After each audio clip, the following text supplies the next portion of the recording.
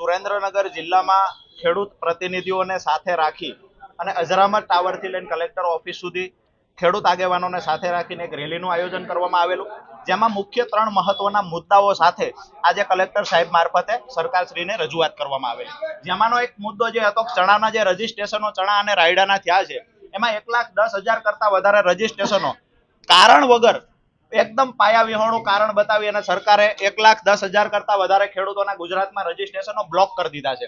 આ બ્લોક થયેલા રજીસ્ટ્રેશનો અનબ્લોક કરવા માટે થઈ અને રજૂઆત હતી। એની સાથે ચણાની જે ક્વોન્ટિટી છે માત્ર ને માત્ર 90 મણની ખરીદી કરવામાં આવે છે, જ્યારે 200 મણથી વધારે ચણા તમામ ખેડૂતોને થાય છે।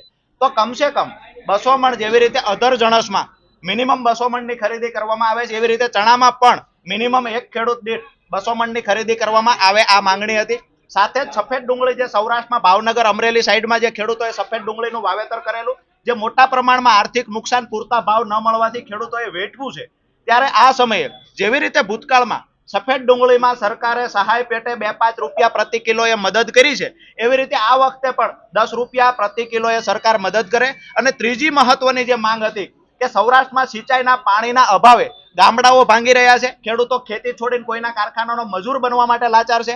સુરેન્દ્રનગર જિલ્લાની વાત કરીએ તો થાનગઢ, ચોટીલા, સાયલા અને મૂળી સહિત 250 થી વધારે ગામડાઓના ખેડૂતો ખેતી છોડી અને સિટીમાં કોઈના કારખાનાના મજૂર બનવા માટે લાચાર થયા છે। ખેડૂત ખેતી છોડી રહ્યો છે, ગામડું ભાંગી રહ્યું છે।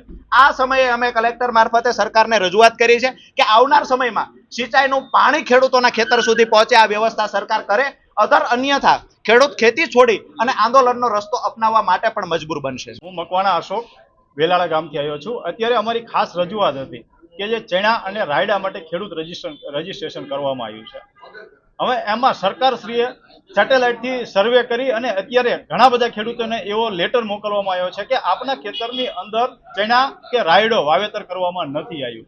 ખરેખર એકચ્યુઅલી એવું છે કે ચણા અને રાયડાનો પાક લગભગ નીકળી ગયા એનો 1 મહિનો થવા આવ્યો, ત્યારે સેટેલાઇટથી સર્વે કરી અને ખેડૂતને સરકારશ્રી દ્વારા એવું જણાવવામાં આવ્યું કે તમે અંદર પાક નહોતો વાવેલો। તો એવો ખેડૂત તો કોણ હોય કે પાકના સમય મર્યાદા પૂરી થતા 1 મહિના સુધી ખેતરની અંદર પાક રાખી શકે?